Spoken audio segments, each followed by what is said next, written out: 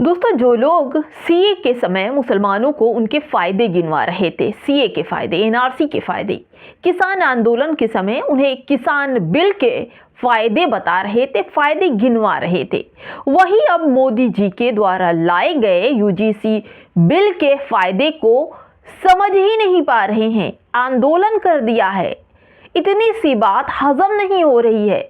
प्रधानमंत्री नरेंद्र मोदी हर बात का श्रेय लेने की कोशिश करते हैं। बारिश और मौसम का भी अगर सवाल हो तो इसका भी श्रेय ले चुके हैं। उनके भाग्य से बारिश होती है। तो ये यूजीसी का जो नया नोटिफिकेशन है, जो सुप्रीम कोर्ट के कहने से लागू किया गया है और जिसके लिए प्रताड़ना से पीड़ित होकर आत्महत्या करने वाले रोहित वेमुला और पायल तांडवी के परिवार वहां गए थे, क्या राजनीति फायदे पर मौन रह लेने की कोशिश कर रहे थे? अब उल्टा पड़ता दिख रहा है सब कुछ। बड़ी नफरत फैलाई है, अब उसका खामियाजा भी भुगतना पड़ेगा। नफरत और विभाजन के जिस जहर को उन्होंने समाज में बोया था, अब उन्हें ही डसने की तैयारी में लग गया है। चारों तरफ नरेंद्र मोदी के पोस्टर फाड़े और जलाए जा रहे हैं। पूरी खबर बताऊंगी। नमस्कार, आप देख रहे हैं बामसेफ न्यूज और मैं हूं आपके साथ शैला। यूजीसी विवाद पर बड़ी अपडेट देने जा रही हूं दोस्तों, वीडियो छोड़कर मत जाइएगा।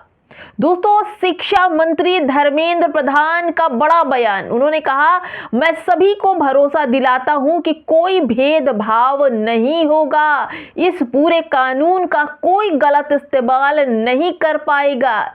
इससे सरकार का रुख साफ हो जाता है दोस्तों कि सरकार नए यूजीसी नियमों में किसी भी तरह का बदलाव या उसे वापस लेने के बारे में सोच नहीं रही है। मैं बात करूं तो उत्तर प्रदेश के उप मुख्यमंत्री केशव प्रसाद मौर्य की, जो पत्रकारों ने उनसे सवाल पूछा, उनके जवाब में उन्होंने बोला कि यूजीसी को लेकर स्वर्ण समाज नाराज है, तो इनका क्या कहना है? तो उन्होंने बोला, कोई नाराजगी नहीं है, जो पीछे छूट गए हैं उन्हें आगे बढ़वाया जा रहा है। बस इतनी सी बात। अब स्वामी प्रसाद मौर्य को भी सुन लीजिए। उन्होंने यूजीसी का मकसद शिक्षा में समानता और सामाजिक न्याय था, लेकिन आज एसटी, एससी और ओबीसी वर्ग के साथ खुला सुनियोजित अन्याय हो रहा है। विश्वविद्यालयों में आरक्षित पद जानबूझकर खाली रखे जा रहे हैं। स्कॉलरशिप और फेलोशिप रोकी जा रही है। एडहॉक और गेस्ट फैकल्टी में आरक्षण को पूरी तरह से कुचला जा रहा है। रोस्टर सिस्टम से छेड़छाड़ कर संविधान के अनुच्छेद 14, 15 और 16 की खुलेआम हत्या की जा रही है। जो लोग कल तक एसटी, एससी, ओबीसी को हिंदू बनो कहते थे, जात पात की करो विदाई, हम हिंदू भाई भाई के नारे लगाते थे और हिंदू राष्ट्र की दुहाई दिया करते थे, वही लोग आज यूजीसी में हिंदुओं के नाम पर एसटी, एससी, ओबीसी के हकों का विरोध कर रहे हैं। सवाल सीधा है, क्या एससी, एसटी और ओबीसी हिंदू नहीं है? ये कहा था स्वामी प्रसाद मौर्य ने। अब सपा के नेता राम गोपाल यादव को भी सुन लीजिए। उन्होंने क्या कहा इस पूरे मसले पर। उन्होंने कहा है कि कुछ गलत नहीं हो रहा है। यूजीसी में जो अन्याय हो रहा था उसकी शिकायत करने पर लोगों को ये मौका दिया गया, बस, और कुछ भी इसमें गलत नहीं है। अब आगे सुनिए। मोदी सरकार का विरोध करने वाले ये खबर देखो। जो लोग यूजीसी एक्ट का विरोध कर रहे थे, उन्हें यह मालूम होना चाहिए कि भारत सरकार ने परसों यूजीसी के पूर्व चेयरमैन मेविडला जगदीश कुमार को पद्म भूषण या पद्मश्री से सम्मानित करने की घोषणा कर दी है। जले पर नमक तो लगा होगा, तकलीफ भी आप लोगों को हो सकती है। अब मैं आपको समझाऊं थोड़ा, आखिर वो विवाद क्या है, क्यों यूजीसी पर इतना बहस चल रही है। यूजीसी द्वारा जाति भेदभाव पर रोकथाम के लिए नया प्रावधान लाया गया है। इसे लेकर पूरे देश में स्वर्ण समाज विरोध कर रहा है। इस विरोध के पीछे का कारण एकदम साफ है कि भारत में एससी, एसटी एक्ट कानून, महिला सुरक्षा कानून, दोनों को ले लीजिए, इन कानूनों का जितना नाजायज प्रयोग हुआ है उसके मुकाबले इसका समर्थक जो सार्थक है प्रयोग बहुत ही कम हुआ है, जो सही मायने में है। तो आपको बताऊं कि यूजीसी के प्रावधान का स्वागत करने वाले और विरोध करने वालों को ये पूर्ण बात हजम नहीं हो रही, ये विश्वास नहीं हो रहा है कि इस नियम का दुरुपयोग नहीं होगा, होगा ही होगा। भारत में दहेज के मुकदमे 80 से 90% फर्जी दर्ज होते हैं। बलात्कार के भी 80 से 90% फर्जी मुकदमे दर्ज होते हैं। वहीं एसटी एक्ट के मुकदमे करीब 99% फर्जी ही दर्ज होते हैं। इसलिए इस यूजीसी के नए नोटिफिकेशन का वापस लिया जाना अति आवश्यक है, ऐसा जो लोग प्रदर्शन कर रहे हैं उनका कहना है।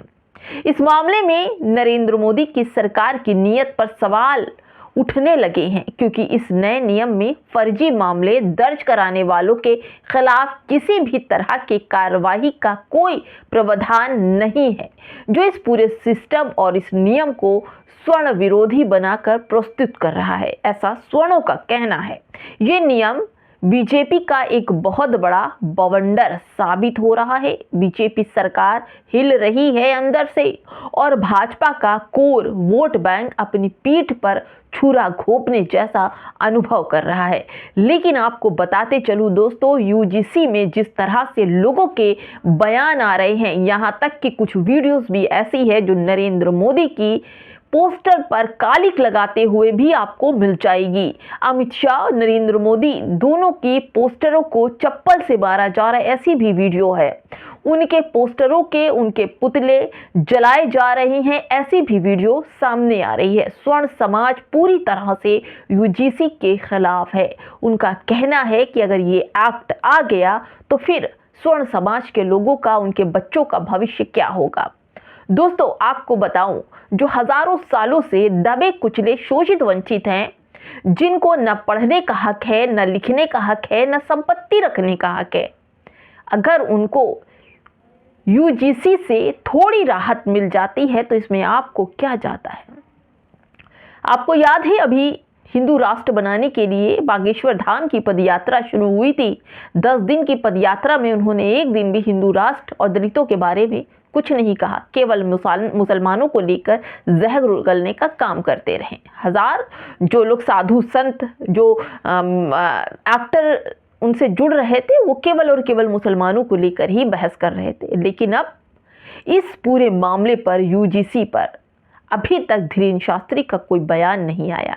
हाँ, धीरेन्द्र शास्त्री से जब पत्रकारों ने पूछा कि ऐसा यूजीसी का आप समर्थन करते हैं या नहीं करते, तो उन्होंने कहा मैं इस मामले से दूर हूं, क्योंकि मुझे अब इसके बारे में पता नहीं है।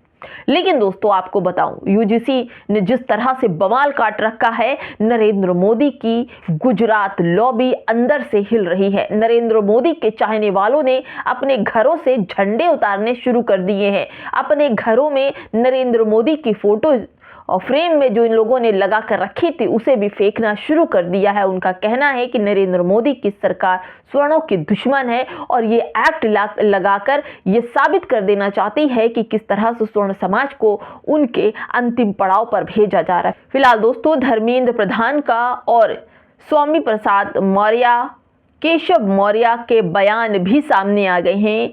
केशव मौर्य ने साफ कहा कि जो लोग पिछड़ गए थे उन्हें आगे आना चाहिए, और धर्मेंद्र प्रधान ने आखिरी लफ्जों में ये कहा कि किसी के साथ कुछ भी गलत नहीं होगा, लेकिन अब इस बात को तय मानिए कि अब जो कुछ केंद्र से निकल चुका है, अब ये कानून वापस नहीं होगा, क्योंकि अब इन दो बड़े नेताओं के बयान आने के बाद एक बार फिर से स्वर्ण समाज में हलचल मच गई है। फिलहाल दोस्तों इस वीडियो में क्या कहेंगे कमेंट बॉक्स में हमें जरूर बताइएगा।